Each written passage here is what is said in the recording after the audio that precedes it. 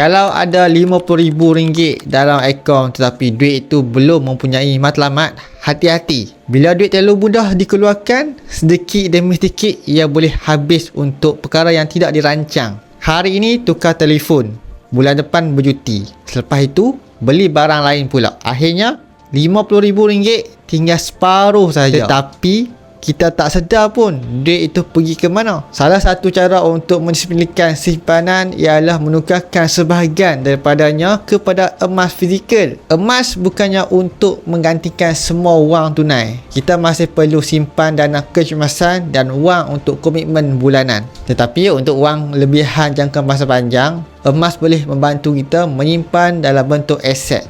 Kalau tuan-puan ada lebihan RM50,000 dan nak tahu pecahan tunai dengan emas yang sesuai, tuan-puan boleh isi borang set up di bawah ini. Saya bimbing tuan-puan sebaiknya. Semoga bermanfaat.